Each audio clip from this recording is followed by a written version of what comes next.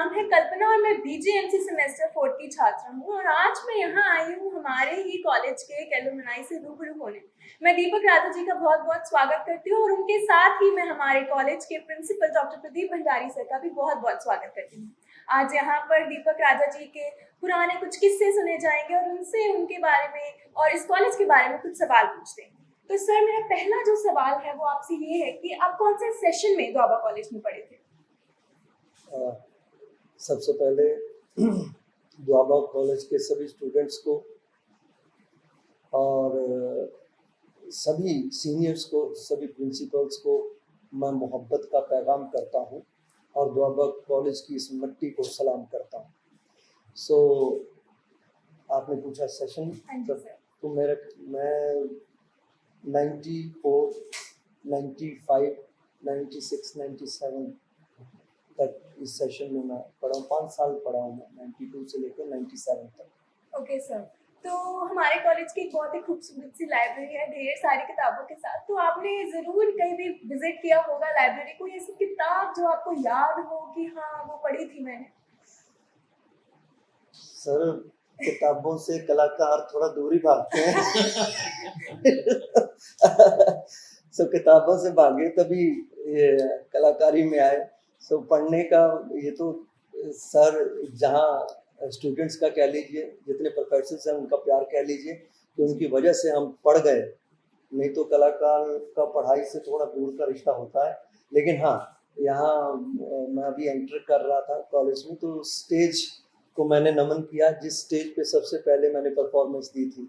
तो उस स्टेज पे हमारे गुरप्रीत गोगीपा जी ने हमें सिलेक्ट किया था।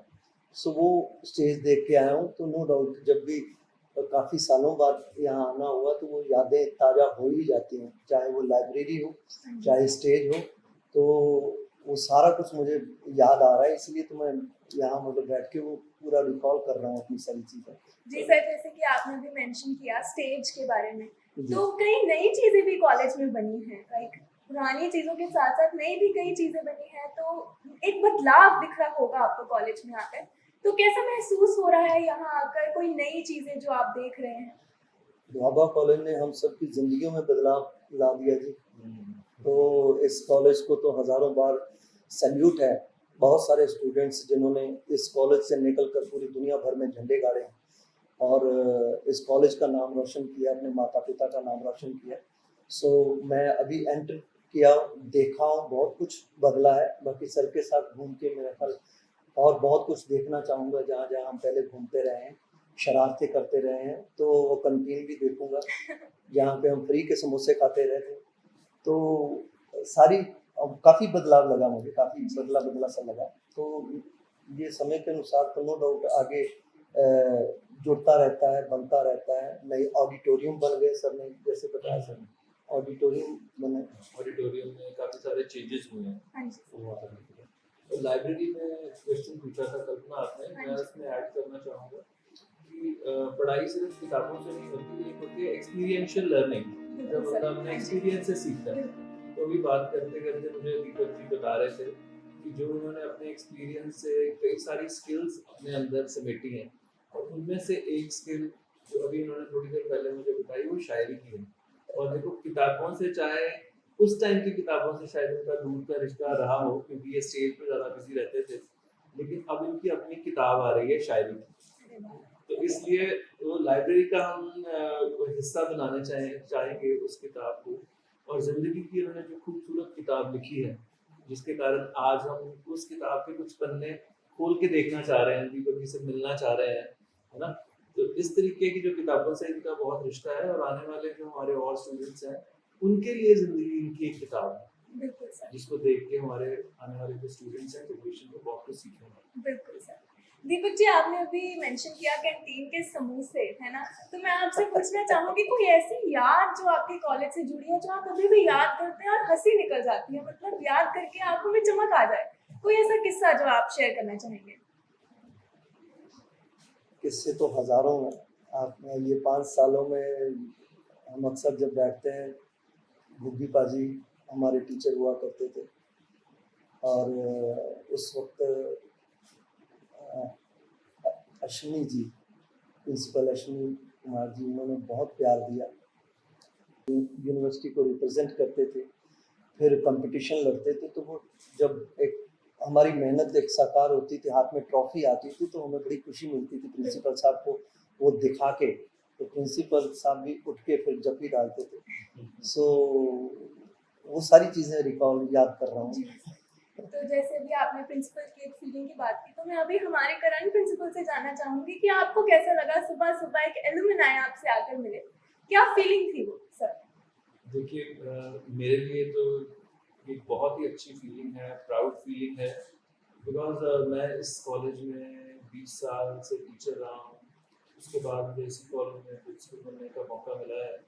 तो मुझे लगता है एक टीचर की लाइफ की जो सबसे बड़ी कमाई होती है वो उसके सफल सक्सेसफुल स्टूडेंट्स होते हैं। तो चाहे वो हम टीवी में देखें इनको, है ना, या किसी अवार्ड सेरेमनी में देखें, टीवी शो में देखें, और आज मेरे साथ बैठे हैं, तो इससे बड़ी खुशी और क्या हो सकती है।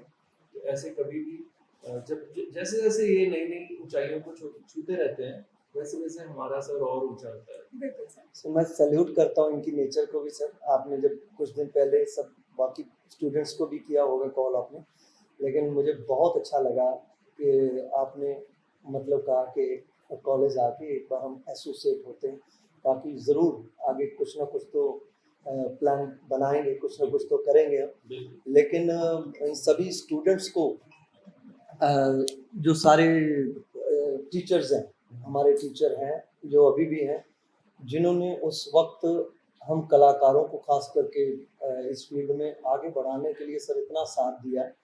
आज उनकी बहुत सारी मेहनत है हमारी ज़िंदगी में। अगर थोड़ा बहुत नाम है बहुत सारे कलाकारों का, जितना भी नाम है, उन दोआबा कॉलेज के टीचर्स का, इसकी मिट्टी का बहुत बड़ा योगदान है। तो मैं उन सभी टीचर्स को दिल से नमन करता हूँ, सैल्यूट करता हूँ।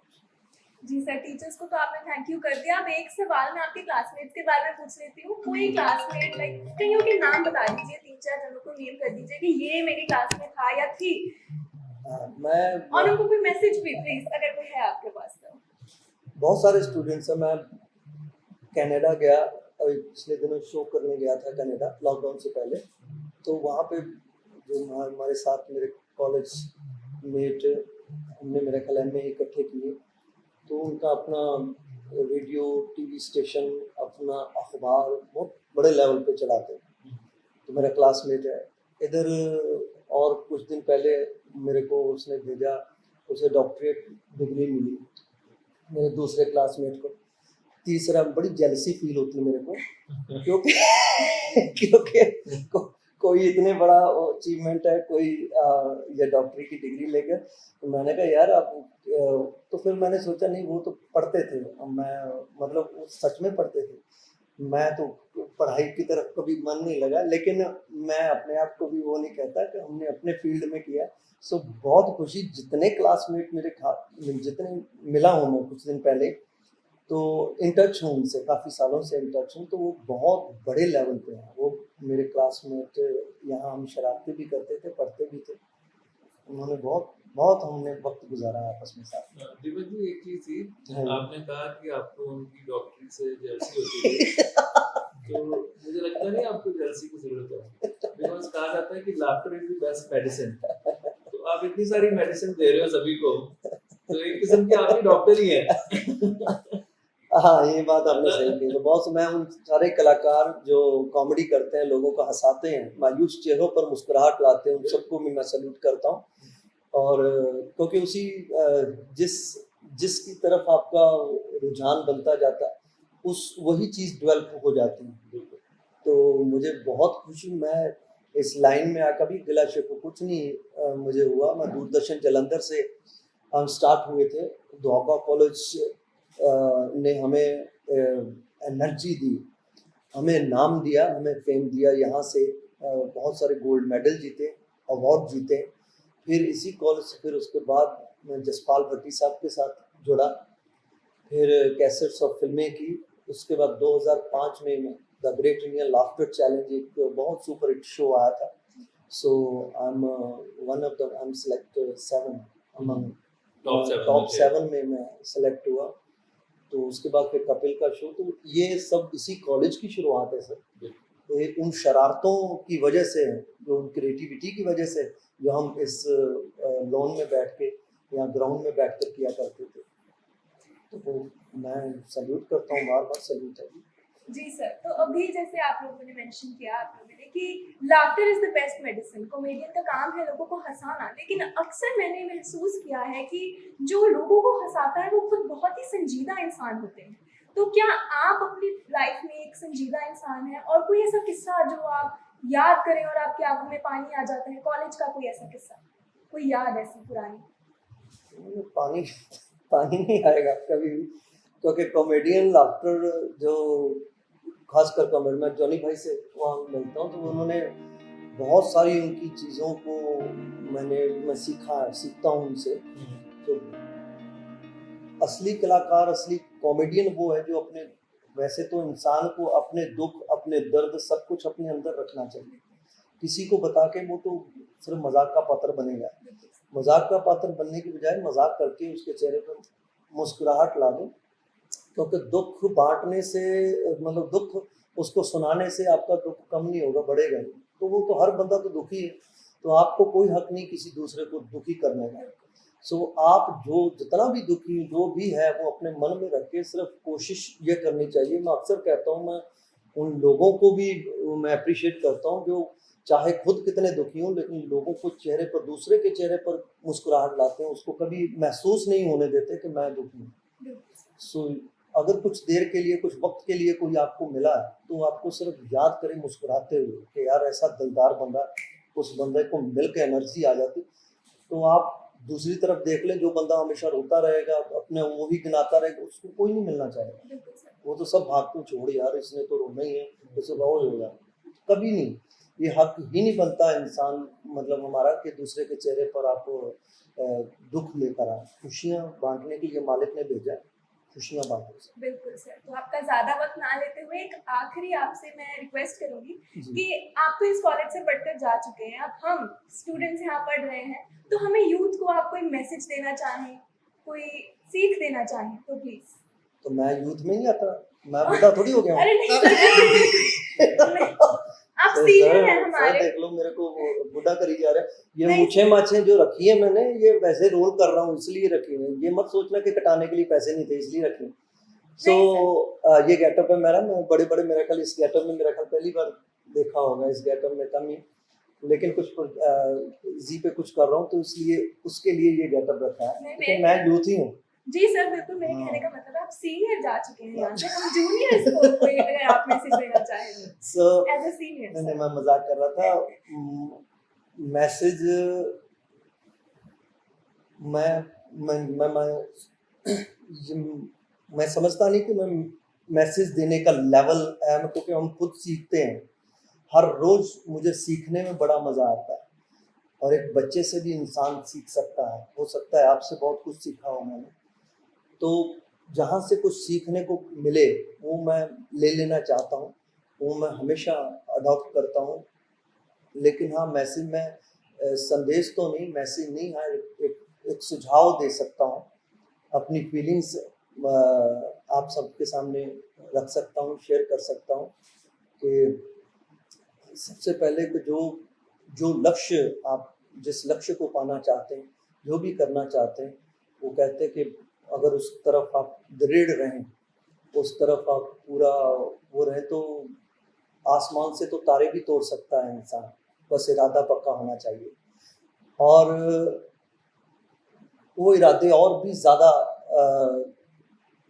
पक्के हो जाते हैं, परिपक्व हो जाते हैं, अगर हम अपने टीचर्स, अपने माता पिता और उन सब सीनियर्स की हम उतनी ही इज्जत करें, और वो आपके रास्ते जो हैं कामयाबी के साथ होते चलेंगे।